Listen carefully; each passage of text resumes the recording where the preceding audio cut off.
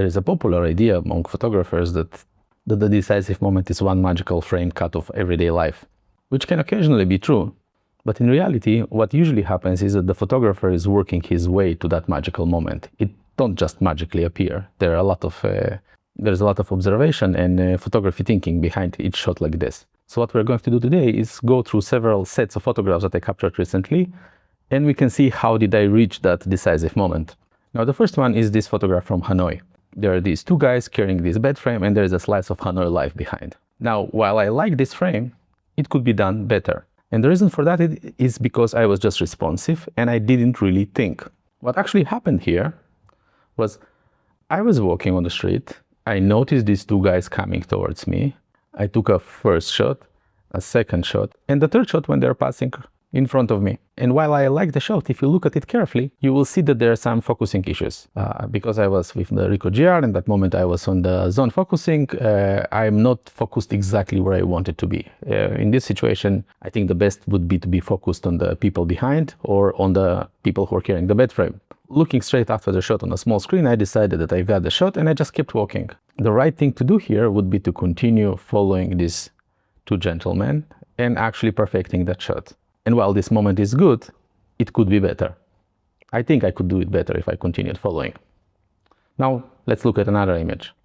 The next image is from Holy Festival. Actually, it's not from the Holy Festival itself. Our group got a little bit tired and we went to wander around the village. And this is the shot that I've got there. Do you think this was the first shot? Well, let's see. First, I saw the location.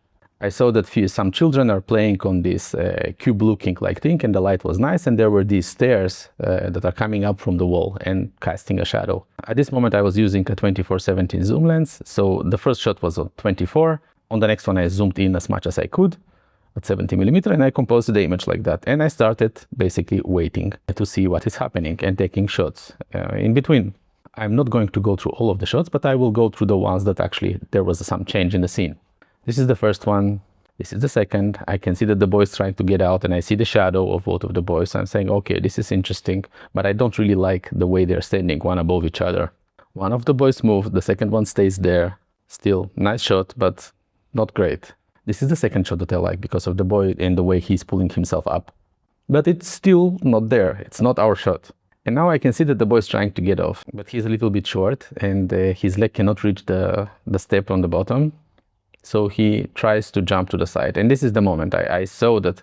First I thought that he's going to jump straight away down, but then he came back and then I was waiting for the moment for him to do jump and press the shutter button.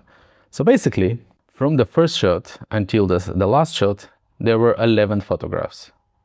And only the 11th one was the decisive moment that I decided to share later on. So we did work our way there, right? Let's go to another session. Now here, this is the final shot that I came with.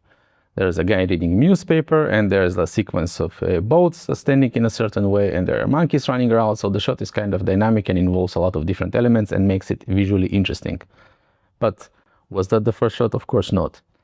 Let's see how we get there. Actually, this is shot number 15 out of a series of 17. I will not go through all of the shots, but I will just show you the thinking process. In the first photograph, I noticed this man reading a newspaper. So I said, okay, he's sitting interestingly, and there's the river behind. Let's try and take a photograph. This is my first impulse. I see something and I'm reacting to it. After that, I decided, well, that's not interesting enough. Let's try and include a little bit of a sense of place. Still, not a great shot at all. I can see that it's not working, so I'm continuing to explore that scene. I said, oh, there is another guy doing something on the bottom. Let's try connect both of them. So this is already kind of going to the direction that I already like. You have the gentleman reading on the top, you have the other guy that is performing some religious ceremony on the bottom. It's already more interesting. But then I see that there is more to it. There are these three boats that are standing in such a way that I kind of like. So I'm trying to expand the scene. So I'm moving backwards, I'm opening my frame, I'm including more elements. And then I start seeing that the monkeys are running, and I'm trying to time myself with the running monkeys around. So this is one of the shots, and this is the second one. So which one is better? It's for you to decide. But to get to here, it took 17 frames. Out of them, the frames between 12 and 15 were the best ones. So again, Decisive moment is there, but it took some time to work towards it, and they didn't start as a beautiful image at all. So this time I'll take you to Bangkok. I was with my friend. I didn't intend to shoot or photograph anything. I was meeting a friend that I haven't seen for 5 years, and we were just hanging out on the streets. And suddenly we come across this scene. There are this group of guys playing foot volleyball, or in the Thai name, sepak takraw. It's very interesting to watch. They're doing movements that are kind of crazy, and I always wanted to photograph it, and actually photographed it many, many times, but never with great success because there was always somewhere in the park and there was a lot of distracting elements, so I couldn't capture the right image. And this time, walking around with my friend, I'm basically just telling him, I need to stop here for like 5-10 minutes. Will it be okay for you? He said, cool, no problem. I'm interested to see how you're doing your photography. He's not a photographer, by the way. So we stand there. So if you look, I ended up with these two photographs. But to get to these two photographs, I captured 180 images. Yes, it took me 180 images to get to a moment that I actually like, a decisive moment that I can show later on and actually consider it as a good photograph. So let's see how I worked towards it, because it was a process. It didn't just happen in one frame. The way I saw these guys and the way we approach these guys is just like this. I saw like few guys with a ladder, few guys shirtless, some are playing. It was just one big mumbo jumbo, and he couldn't figure it out. So the first thing that I've noticed was this guy with the tattoos on the side, and I was like, oh, this guy is just so interesting. These tattoos are so cool. So I went for the cliche, of course. Let me try and capture him. So my first images were around him. I was trying to capture him, but the way I was standing was just not comfortable. I was just too close to him. He was always too close. I always had to work with half body, and it just didn't work. And whatever is happening behind him also didn't work. So I continued trying different things. I tried to capture the guys playing the game and the guys climbing on the ladder, but then I saw that it's just not really working. There are too many elements. The background is too busy, just not working. So I went and tried to simplify. Tried to shoot through the guys passing with the ladder to create some sort of a layer. Didn't work. And then just started working the scene here. I found a background that looks a little bit cleaner and tried to capture like 2-3 elements together. But because I was with 28mm lens, I was with my Ricoh GR, I couldn't really open more. So this would work much better with something like 21mm to be easier to work there. But I had my 28, and that's what I was doing, and I was working with it. So I was trying again to capture the guy with the tattoos and some movement behind and a third element. These are the photographs. They're playing, contact with the ball, some of their movements, clean background. Works well. Again, trying to do something with the guy of the tattoo. It's not working, but I'm insisting on it on him for some reason. And just keep going basically to photograph from that angle. Trying to include the tattoo, trying to create some kind of layer, not working. These are not great frames. Focusing on one guy movement. Again, the guy with the tattoo in the middle, trying to add more, not working. I'm still not figuring it out that it's not working. I'm just searching my way out. In these moments, I'm not really thinking. I'm instinctively moving from place to place until I find my spot. I don't know. There is kind of something guiding me.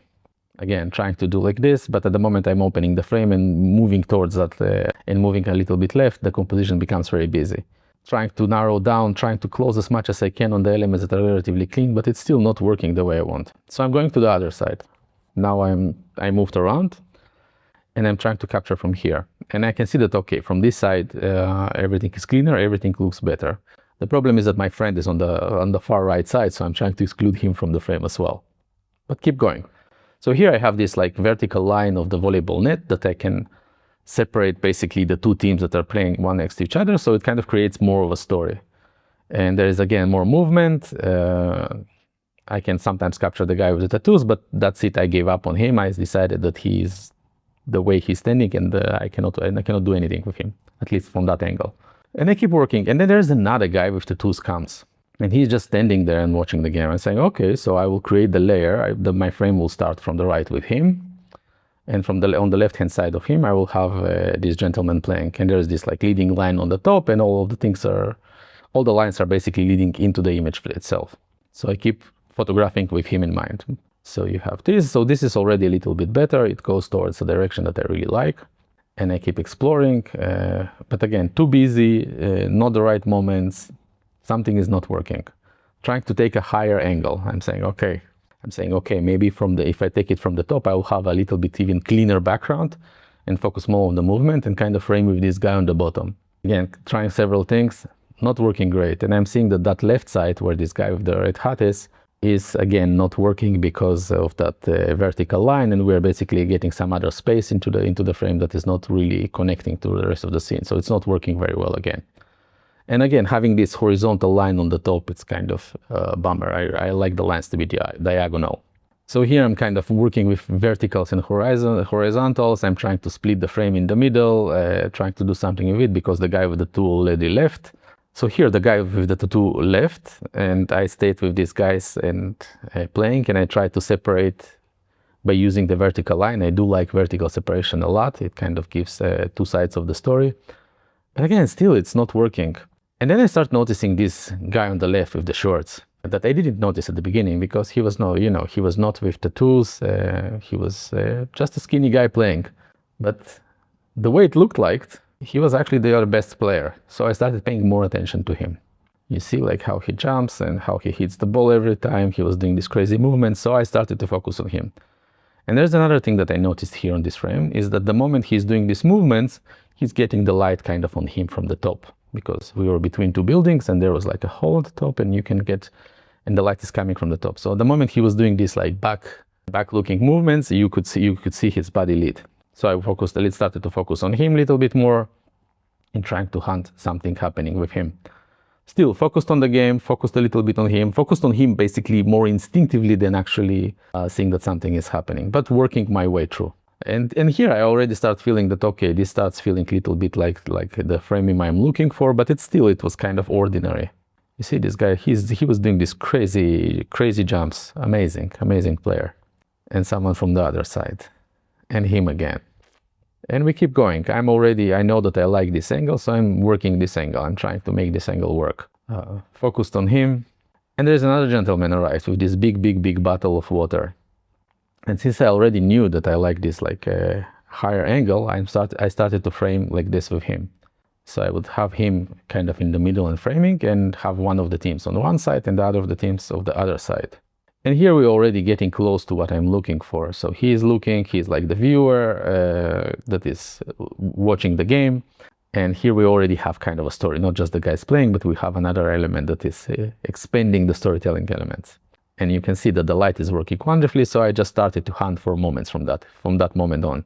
Same composition, waiting for them to spread properly so they don't overlap too much, and waiting. So this is the frame that I like.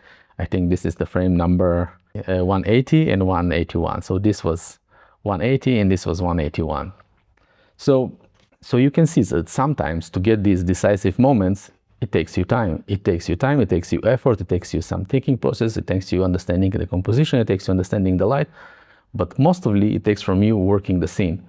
The difference that I see a lot between beginners and someone who has experience in the field is that beginners will go out to photograph and they will have 200 photographs of 200 different scenes. Someone who is a little bit more experienced will come back with 20 scenes and 10 photographs from each scene.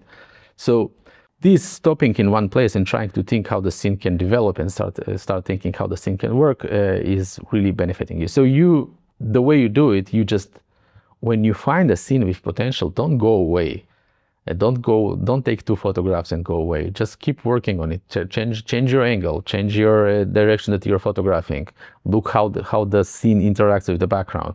And slowly work yourself towards a spot when you can really capture a decisive moment and a great photograph that can later be appreciated by you and others. I hope it was helpful, and I hope to see you next time. Happy shooting. Bye-bye.